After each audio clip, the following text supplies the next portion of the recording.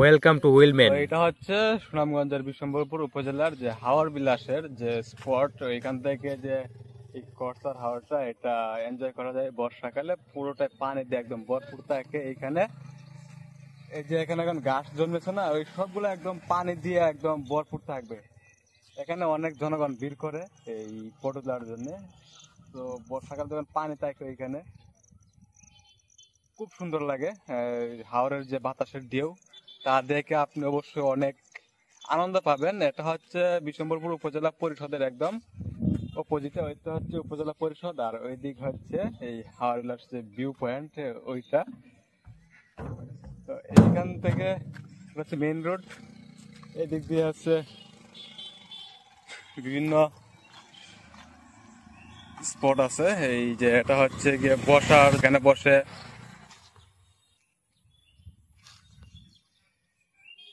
এইখানে আপনি বসে কিছু নাস্তা পানি করতে পারবেন। ওইখানে একটা দোকান আছে দেখেন। এটা হচ্ছে সেই হাওয়ার view food corner, food court দেখা যায়। এখানে আপনি অনেক কিছু পাইতে পারেন, নাও পাইতে পারেন, এটা আপনার ব্যাপার।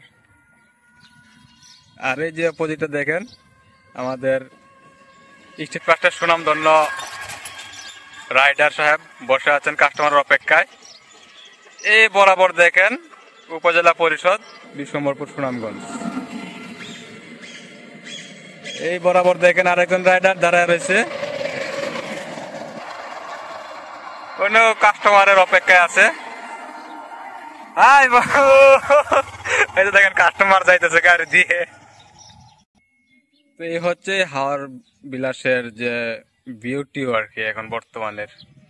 এটা হচ্ছে রেস্ট হাউস হবে, নাইট পার্টি হবে এখানে।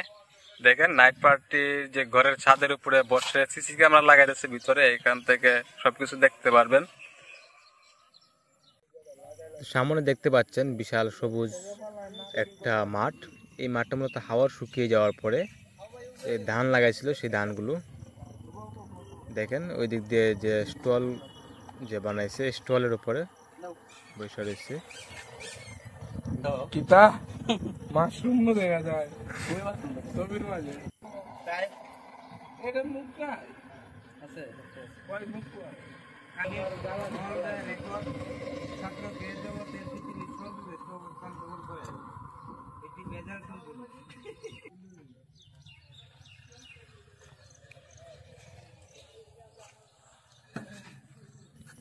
তো সামনে দেখেন বিশাল হাওরের মধ্যে পানি বরাবর কিছু গরু এখানে ঘাস খাইতেছে, এখানে রাখাল গরু রাখতেছে। আর কিছুদিন পর এখানে পানি দিয়ে পুরো ভরপুর হয়ে যাবে, তখন আর এখানে নৌকা ছাড়া আর কিছুই থাকবে না। এই দিক দিয়ে দেখেন একদম রোডের পাশ দিয়ে যে জায়গাগুলো, সবগুলো জায়গায় পানি দিয়ে ভরপুর থাকে। গাইস, এই যে হাওর বিলাসের শুকনা মৌসুমের যে অবস্থা দেখলেন তা কেমন লেগেছে আপনাদের কাছে তা অবশ্যই কমেন্ট করে জানাতে ভুলবেন না।